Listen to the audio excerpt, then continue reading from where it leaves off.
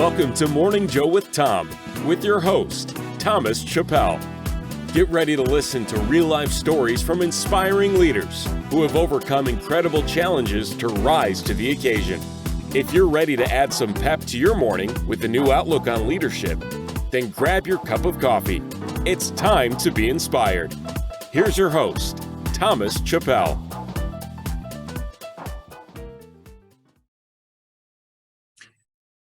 Hey, good morning, Chris.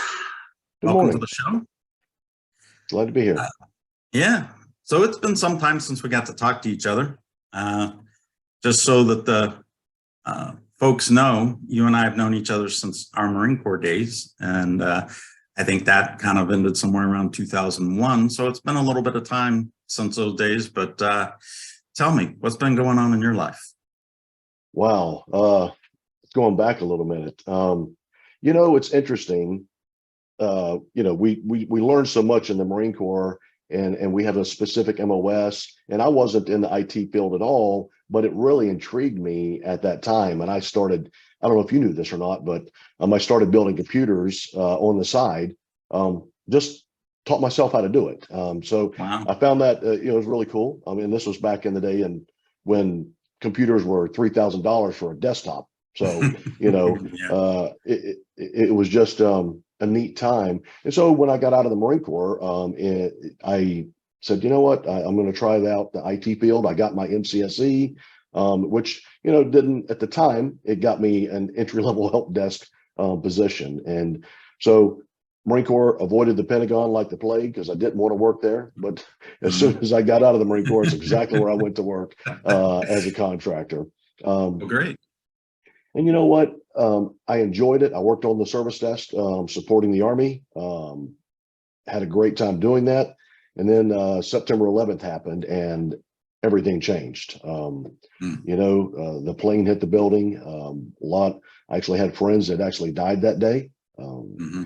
So Scott Powell was one of them. He had 4 children and he did not make it out alive. So it just gives you a new perspective. But I'll tell you, even from a career perspective, though, that day really did change things for me, because the next day I came in on September 12th and we started the rebuild process. I basically my Marine Corps instincts took over, and I just people were dazed and confused. I just started telling people what to do. And, which is what we're taught in the Marine Corps, just lead, just go. And so I did, and next thing you know, I'm being put in charge. And so I'm being given responsibility for this group and that group. And so by the time it was all said and done, I had 3 task orders, about $25 million that I was responsible for. It was great. It was neat to then take all the things that I'd learned in the Marine Corps and put them into play, creating processes, creating step-by-step how-tos, and really just simplifying some of the things that people had made so difficult over a period of time. Man, it was a great time. I really enjoyed taking people and watching people grow. There's people that interesting story. If we've got time for that, interesting story. There was a gentleman that was my waiter at Bob Evans. And he called himself Super Mike on his name tag, and just a great guy. I mean, really was. And I just thought there was something different about this guy. So I asked him if he would come to work for me, doing IT. And he was a little hesitant at first, and I really almost had to talk him into stop being a waiter and coming to do IT with me. Fast forward. So we did. Fast forward to today, and this guy is the subject matter expert on VDI and virtual in the Pentagon.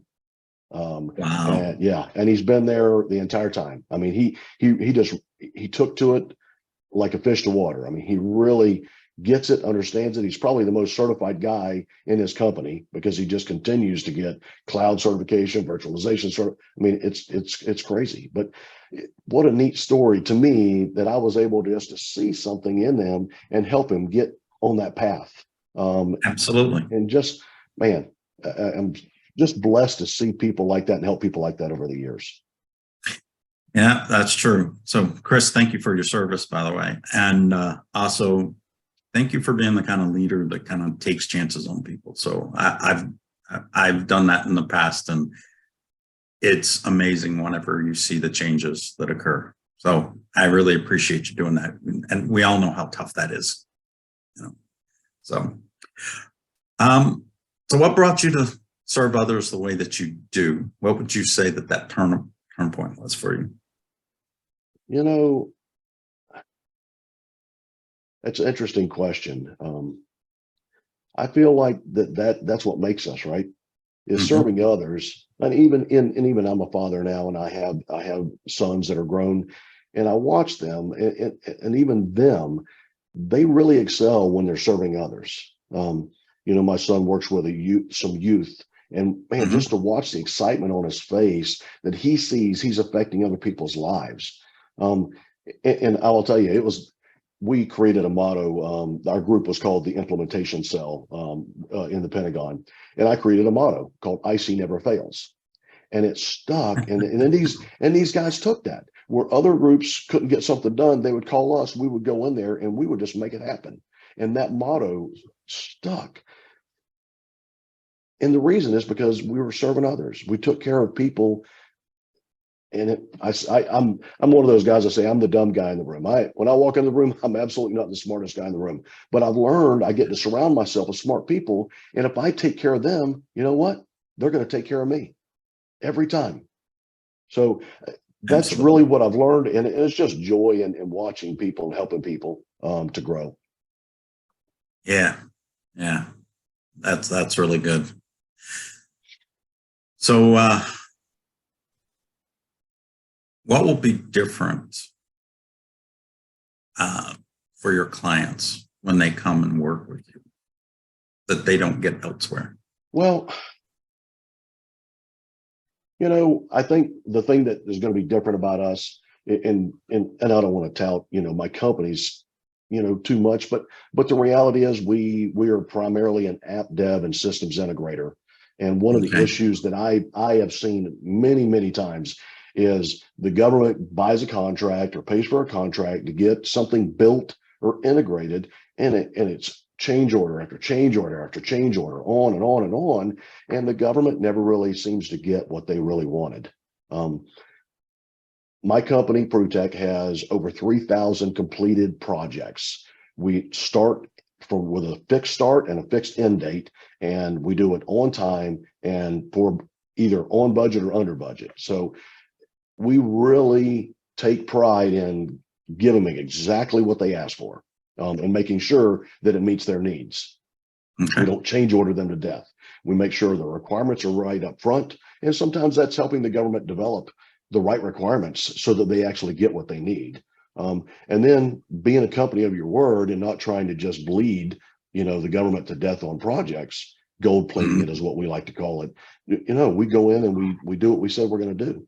And we've built a reputation on being that kind of company. So I think that's the difference, is just coming in, not saying I'm going to be here for the next 10 years trying to accomplish this, and saying, government customer, I'm going to come in, I'm going to start on this date, I'm going to end on this date, and guarantee you're going to have this product when I'm done. Wow. All right.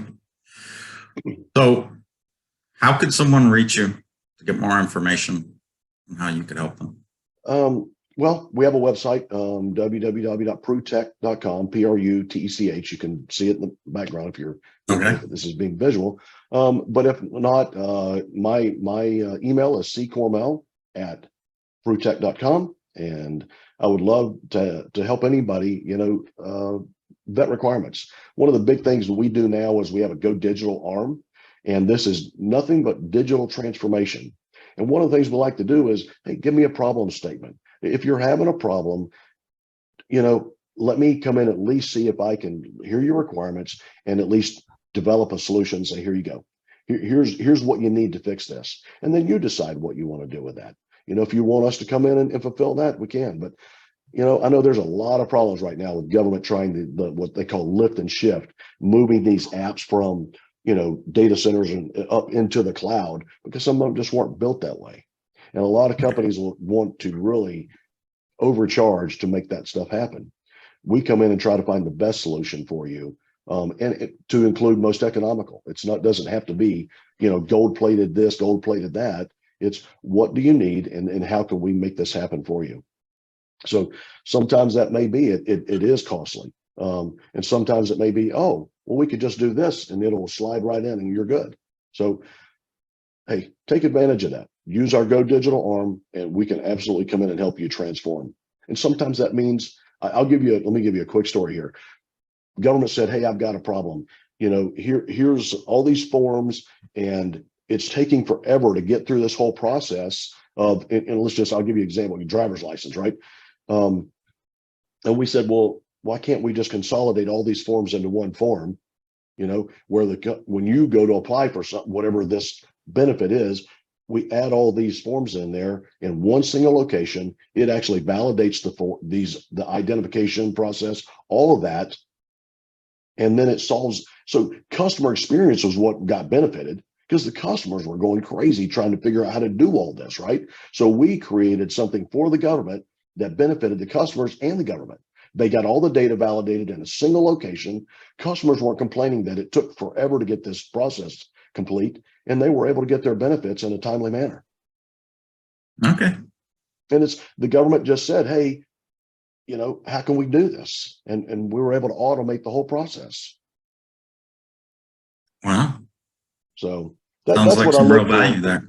Well, it was. The customer was very pleased, gave us a great write-up and said, that it really was beneficial to, that was done at a state level, a state benefit level. Okay. All right. Well, that sounds great. And any kind of closing remarks that you would like to make for today? No, I appreciate the time. I appreciate you doing this. It really does, I think, means a lot to just get the word out. It's, I don't think a company's strategy should be, hey, I want to make money. The company's strategy should be, how can I solve problems X, Y, and Z for the customer? And let me specialize in that. I want to be a solutions provider, not, hey, let me see how many people I can get on contract and make money off of them. So, we need to get back to that. We need to get back to, instead of let me provide cheeks and seats, to use the term, let me provide a solution for you. Because that's really what the government needs, is a solution. Right. And look at it from end to end. Look at what does the government need and what would the customer or the client need on the other end, so you can solve two problems at the same time and provide the best solution. So hey, absolutely. That would be my closing remarks. All right, man. Well, Chris, it's been great reconnecting with you today. I thank you for joining the show. And I know that the folks that listen to this, they're going to love the stories that you had. So really appreciate it. And you have a wonderful day. Thanks, Tom. I sure appreciate it. Sure thing. Thanks for listening to Morning Joe with Tom. Be sure to subscribe wherever you listen to podcasts so you don't miss an episode. See you next time for more real-life stories and inspiration on Morning Joe with Tom.